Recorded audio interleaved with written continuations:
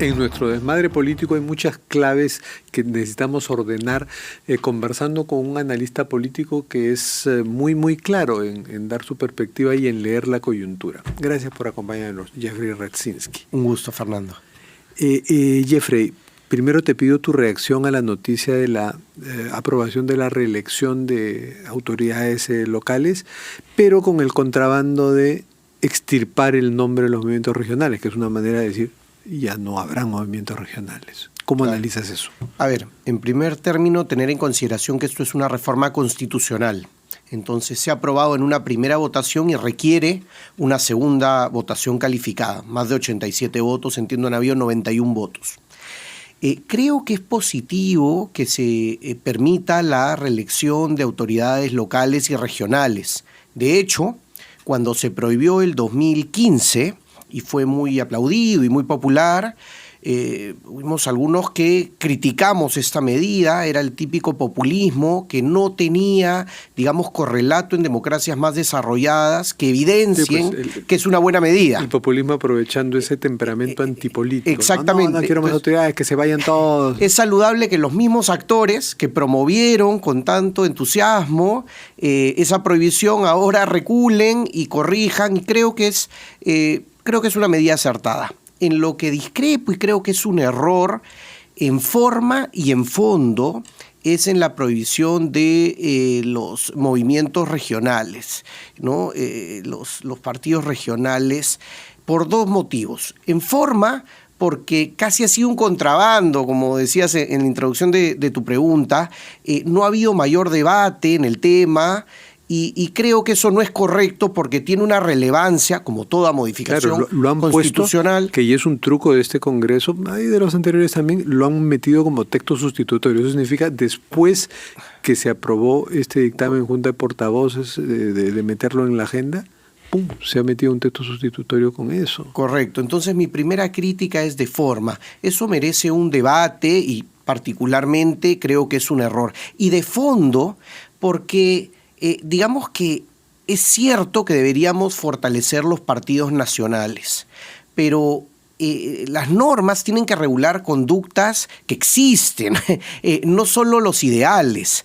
Y en la práctica ya vemos lo que sucede con los partidos nacionales. En este momento hay 28 y probablemente hayan más de 30 en pocos meses. Entonces, tampoco es que las organizaciones políticas nacionales tengan gran estructura o puedan cubrir todo el territorio nacional.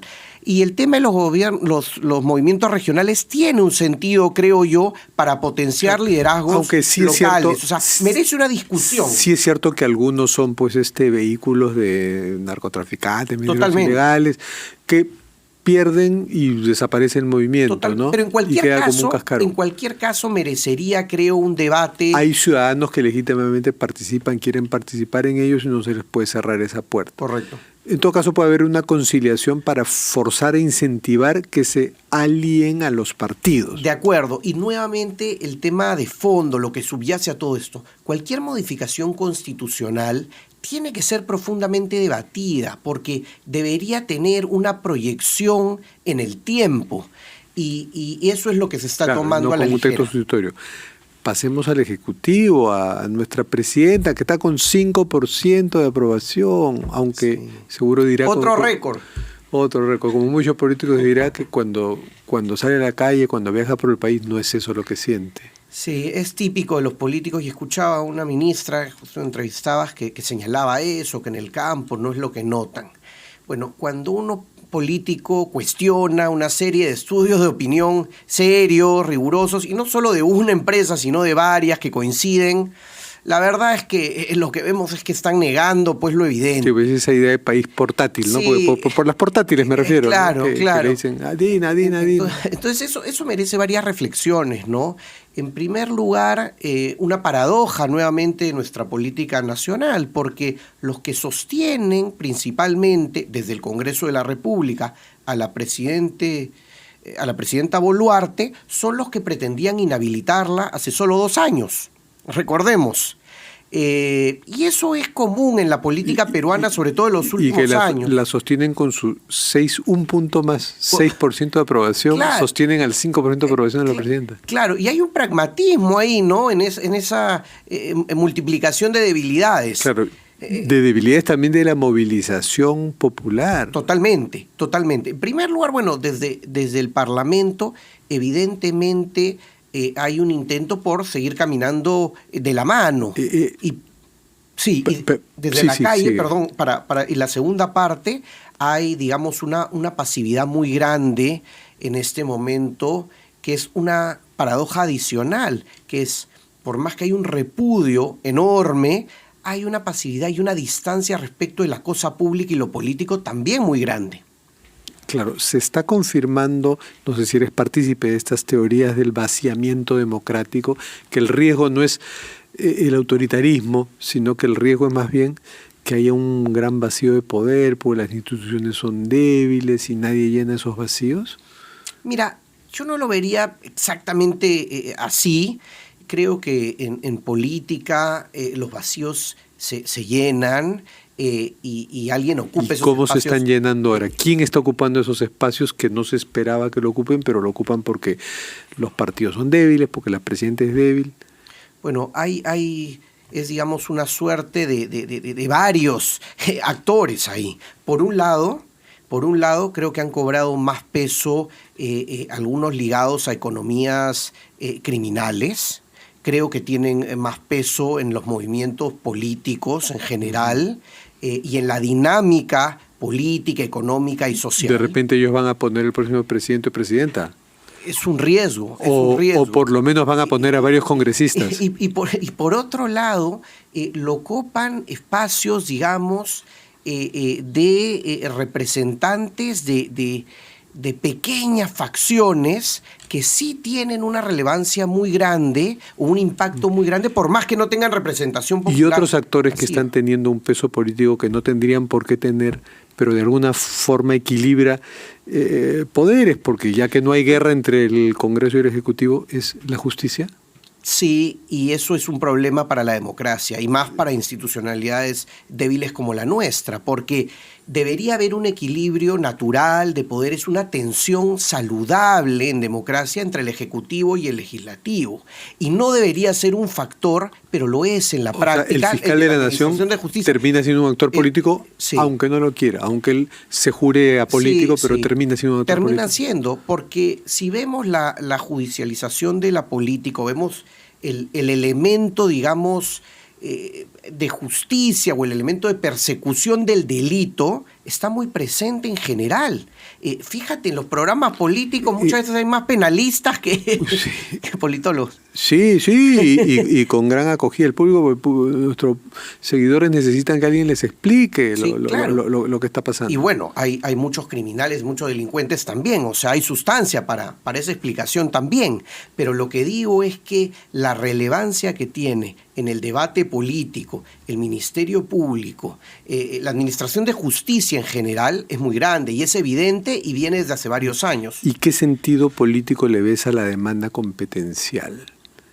Que el TC no la va a resolver por lo pronto, y si la resuelve, tal vez lo que varios constitucionalistas que hemos entrevistado nos dicen, muy probablemente no le va a dar la razón al Ejecutivo, pero va a demorar bastante y no va a haber una medida cautelar frenando las investigaciones. Entonces, ¿cuál es el sentido político de la demanda competencial? Bueno, poner, digamos, un rechazo, manifestar cierta oposición a una situación que se está dando de investigación, pero hay un asunto mayor, creo yo, de fondo. El objetivo fundamental de la presidenta Boluarte era sobrevivir políticamente, es de llegar al fin de su mandato. Ahora tiene dos objetivos: uno, sobrevivir políticamente, y dos,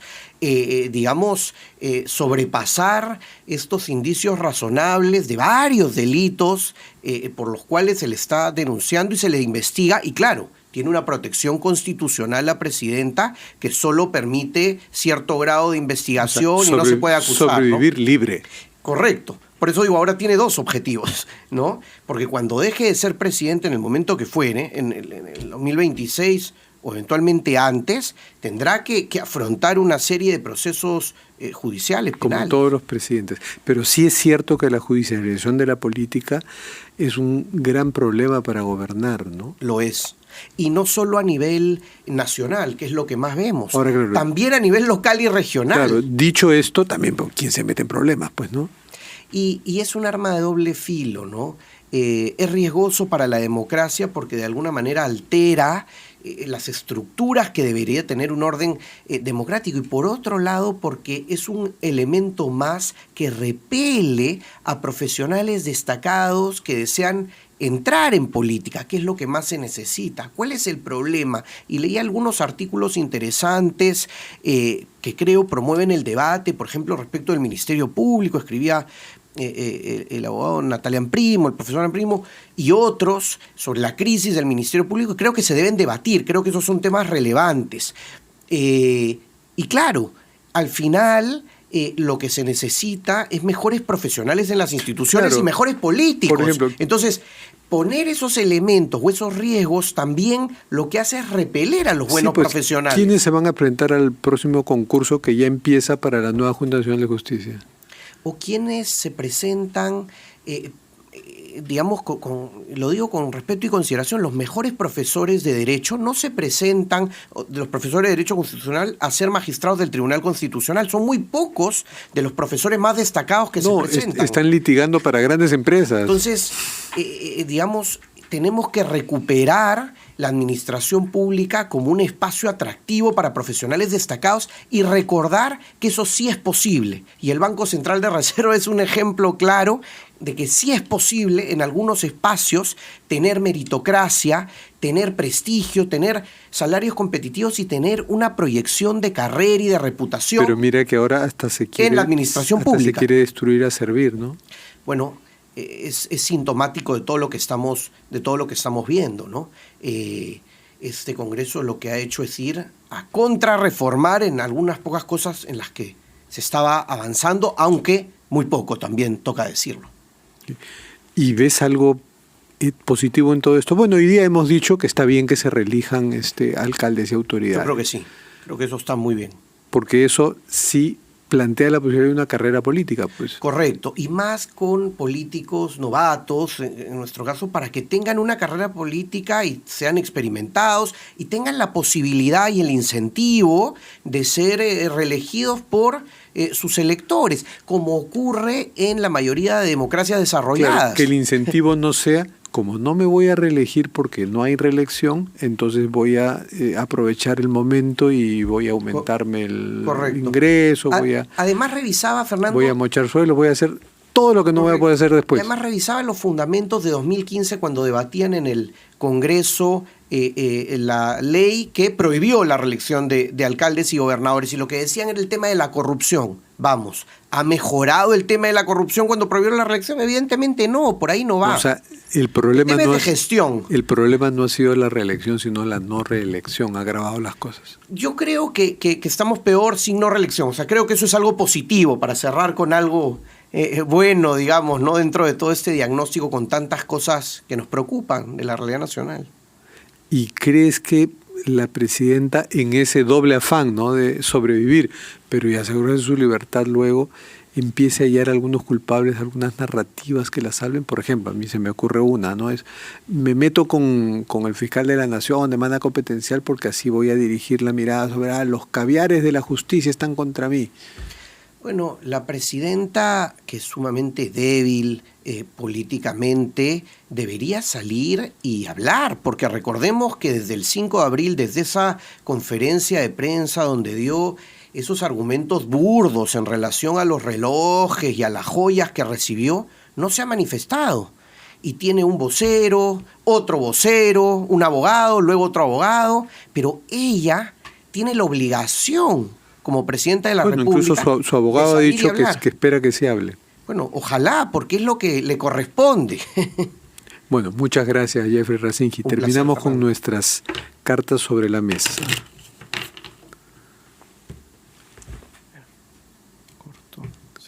A ver, ¿qué dice la carta? Hoy voy a verte de nuevo, voy a alegrar tu tristeza, vamos a hacer una fiesta para que este amor crezca más. Hoy de Gianmarco. Ah, te salió un tema de Gianmarco. Muchas gracias, Jeffrey Rasinski. Y esto fue todo por hoy en Nunca es tarde. Nos vemos mañana a las 9 de la noche y lo dejamos con Alan Díez en